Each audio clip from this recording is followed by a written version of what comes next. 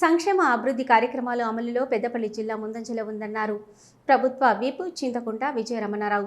మే 6న నిర్వహించబోయే mega job మేళను నిరుద్యోగ యువత సద్వినియోగం చేసుకోవాలని పిలుపునిచ్చారు. పెద్దపల్లిలో నిర్వహించిన ప్రజాపాలన ప్రగతి ప్రణాళిక కార్యక్రమానికి డీసీపీ రామ్రెడ్డి, కలెక్టర్ కోయ శ్రీహర్షతో కలిసి విజయరమణారావు ముఖ్య అతిథిగా హాజరయ్యారు. సందర్భంగా ప్రభుత్వ విప్ చింతకుంట విజయరమణారావు మాట్లాడుతూ ప్రభుత్వం చేపట్టిన సంక్షేమ అభివృద్ధి కార్యక్రమాలు జిల్లాలో పూర్తి స్థాయిలో అమలవుతున్నాయని తెలిపారు.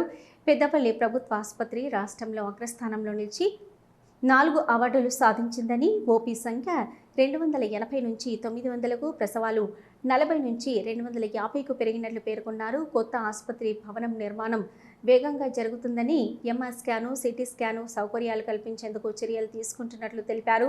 ప్రభుత్వ ఆసుపత్రుల్లో అన్ని సేవలు ఉచితంగా అందిస్తున్నామని, ప్రైవేట్ ఆసుపత్రుల్లో లక్షలు ఖర్చయ్యే చికిత్సను ఇక్కడ ఉచితంగా అందిస్తున్నామని తెలిపారు. ఇతర ప్రాంతాల ప్రజలు కూడా పెద్దపల్లి ఆసుపత్రికి వస్తున్నారని చెప్పారు. నవజాత శిశు సంరక్షణ కేంద్రం, డయాలసిస్, కార్డియాలజీ, 2D ఎకో వంటి సేవలు అందుబాటులో ఉన్నాయని తెలిపారు.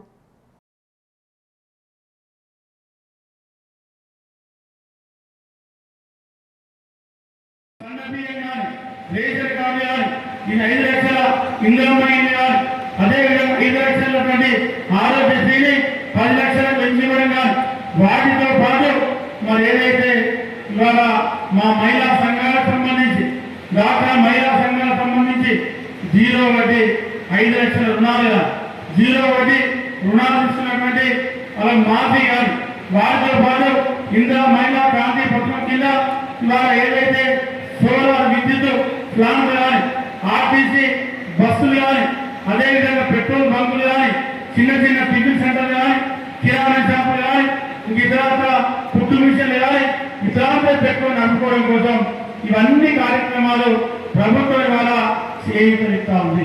మరి బ్రహ్మాండమైన కార్యక్రమాలు చెప్తా ఉంది. ఇన్ని కార్యక్రమాలు వస్తూ ఉన్నాయి.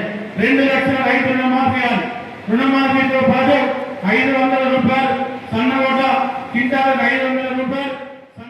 చిన్న ఎగ్జాంపుల్ ఏంటంటే మనం ఇందిరా మీరు స్టార్ట్ చేసినప్పుడు చాలా ప్రాబ్లమ్స్ ఉన్నాయి. ఆధార్ ఇష్యూలో లేకపోతే చిన్న చిన్న ఇష్యూ, ఆధార్ ఇష్యూస్ ఉంటుంది, ఫోటో సరిగ్గా లేదంటారు, బ్యాంక్ అకౌంట్ సరిగ్గా లేదంటారు, వాటి చాలా కొన్ని ఇష్యూస్ ఉన్నాయన్నమాట.